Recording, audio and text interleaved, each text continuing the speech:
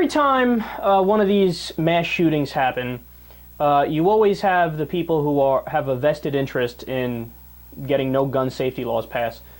They try to blame the shootings on anything but guns. Anything but guns.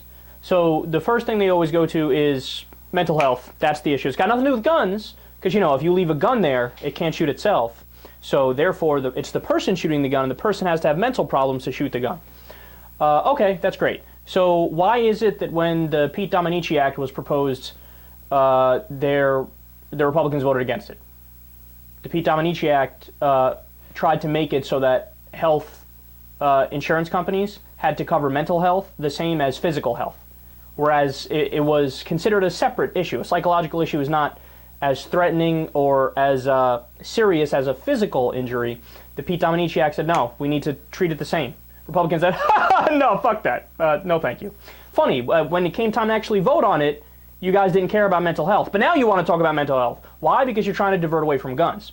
And then when they get called out on that, and also, by the way, you know what else addressed mental health with piece of legislation? Obamacare. And of course, as we all know, the Republicans are strong supporters of Obamacare because they care so deeply about mental health, right? Oh, that's right, they're not, it's the opposite. And then they always divert, when they get called out on that, which they rarely do because our media sucks, then they divert to, well, it's the video games. It's got to be the video games. Because as we all know, Aaron Alexis, when he went into the Navy Yard and killed 12 people, he was armed with a copy of Mario Kart and Rainbow Six.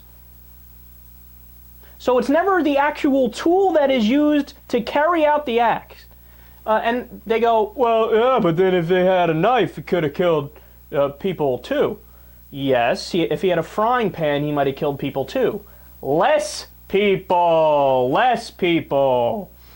And look, don't get me, do I care about mental health? Yes, I do, but I actually care about it, unlike the Republicans who just use it as a diversion tactic. I care about mental health, I care about universal background checks, as does 91% of the American people, and I care about having some sane gun laws on the books. I'm not in favor of gun anarchy like the conservatives of today are. So now it's starting to get under my skin.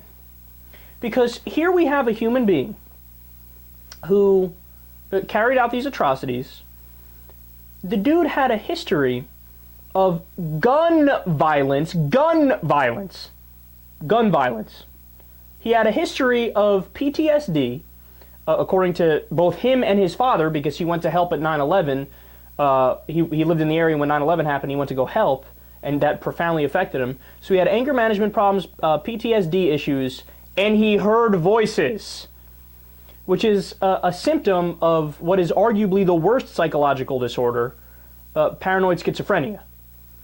So he had all of the gun violence issues and all of the mental health issues, and he was still able to legally get guns. But the Republicans go, nope, he played video games, so obviously you blame that.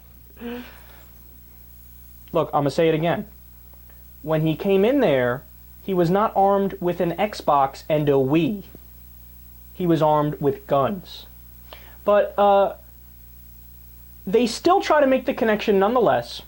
And as I was prepping for the show, I was thinking, well, now I got to go dig up all the studies again, because all of the studies say the same thing, that there is no connection between video game violence and violence in real life. No connection whatsoever. It is a coincidence that 2 of the 82 mass shooters in the past, from 1980 and onward, have been players of video games. I mean, that's a tiny percentage. And let's go ahead. Listen, I brought this up on the show a while ago. You'll hear me explaining what all the studies say. Time magazine article by Christopher J. Ferguson. Quote, as a video game violence researcher and someone who has done scholarship on mass homicides, let me state very emphatically, there is no evidence that video games or other media contributes, even in a small way, to mass homicides or any other violence among youth. Journal of Youth and Adolescence Study. Same thing. Whitney Gunter and Kevin Daly recently published a large study of children in computers and human behavior. No link between video games and violence. A study published by Holly Bowen and Julia Spaniel in Applied Cognitive Psychology. They expected to find a link when they did the research. Found no link between video games and violence. A review of the literature, of all of the scientific literature by the Swedish government in 2012. No link between video games and violence. The U.S. Supreme Court, Brown versus EMA. We have reviewed the research. There is no link between video games and shootings. Australian government research, same thing. In fact, during the years in which video games soared in popularity, youth violence has declined to 40-year lows. U.S. News, quote, video games don't cause children to be violent. Even the one report from 2001 and 2005 that people like Morning Joe, for example, quoted it, they suggest a causal link. But even in that very study, they go on to conclude that other factors are more important and override it, including access to guns.